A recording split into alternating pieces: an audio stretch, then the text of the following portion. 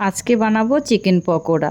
মাংসর পিসগুলোকে একটু ছোট করে কেটে নিলাম। কেটে নিয়ে ওর মধ্যে দিয়ে দিলাম একটু ভিনেগার, সয়া সস, একটা ডিম। ডিম দেওয়ার পরে একটু ভালো করে মেখে চেখে ওগুলোকে 10 মিনিটের জন্য রেস্টে রেখে দিলাম। তারপর ঢাকনা সরিয়ে ওর মধ্যে দিয়ে দিলাম আদা বাটা, তারপরে দিয়ে দিলাম কাঁচা লঙ্কা বাটা, পেঁয়াজ বাটা, তারপরে দিলাম পেঁয়াজ কুচি, কাঁচা লঙ্কা কুচি, রসুন কুচি, আদা কুচি, তারপরে দিয়ে দিলাম চালের গুঁড়ো আর বেসন।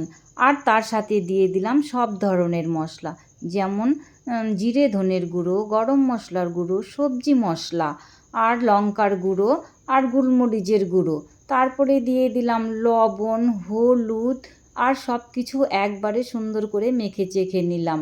মাখানো হয়ে গেলেই এদিকে কড়াইতে তেল দিয়ে, তেল গরম হয়ে গেলে ওর মধ্যে মাংসর পিসগুলো দিয়ে দিলাম। মাংসর পিসগুলো দেওয়ার পরে এদিকে এপিট ওপিট করে লালচে করে ভেজে নিলাম। লালচে করে ভেজে নেওয়ার পরেই তারপরে সুন্দর করে প্লেটের মধ্যে সাজিয়ে দিলাম শসা কুচি, টমেটো সস আর চিলি সস দিয়ে।